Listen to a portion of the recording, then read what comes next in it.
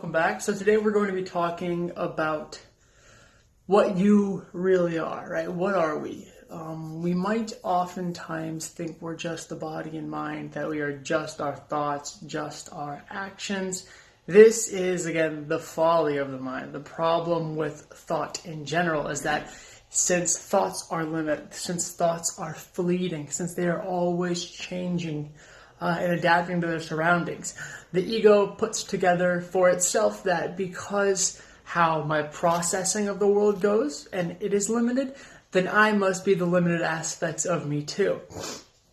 What does this mean? Essentially, it means that we identify with the body-mind complex. We think that we are just this body, or we think that we are just this mind and nothing else, right? We're just our thoughts, we are just our actions, we are just our perceptions of the world or what people perceive of us, and therefore we are just this body. And if this body is not exactly what I want it to be, or not perfect to societal standards, then it's a weak body, it's a pointless body, it's a useless body. And it scares us, right? We're afraid of change, we're afraid of death, we're afraid of sickness, we're afraid of growth because it changes the body and our reactions to everyday life. We wonder if it'll all be here tomorrow, because if I'm not here in the body, then I'm nothing at all. This is the limited self. This isn't the true self.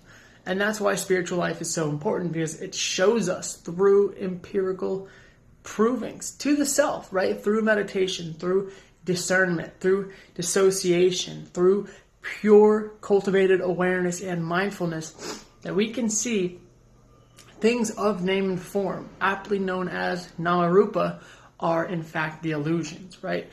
The body-mind is just a complex. It's just a temporary system, but it's not what we really are.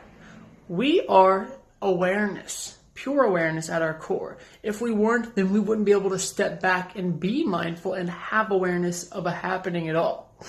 If we didn't have awareness, if awareness wasn't our nature, we wouldn't be able to step back from emotions and go, wow, I am aware of my sadness. Coming back to that witness space is coming back to the eternal, I should say, self, the transcendental self, the pure conscious self in which you are, known as the Atman.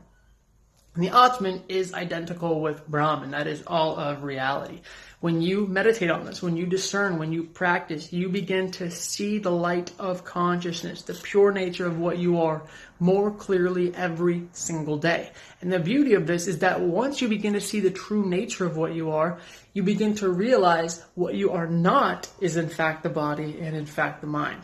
That they are just aspects of this game called consciousness that you are using to have the human experience of it. And that's why we have the human experience, because we are pure consciousness infiltrating the human body and the human mind.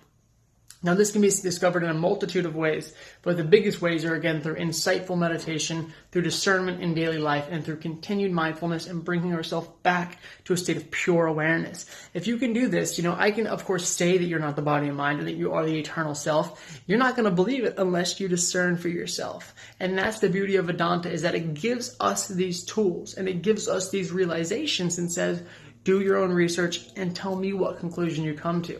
And the conclusion you will always come to, bar none, is that realization of the eternal self as your true nature. This is Vedanta. This is Hinduism at its core. You are here to play the role of human, to act out your dharma, to enjoy this experience and live vicariously through your karmas, but you are none of these temporal things. Anything subject to change is not you. You are the eternal, the unending, the blissful light of all reality, which is Satchidananda. And you can learn more about this, again, if you start to research into Vedanta, read the Bhagavad Gita, read the Upanishads, do the deep spiritual work that you want to do, instead of what we find most of the surface spiritual work to be here in the Western world.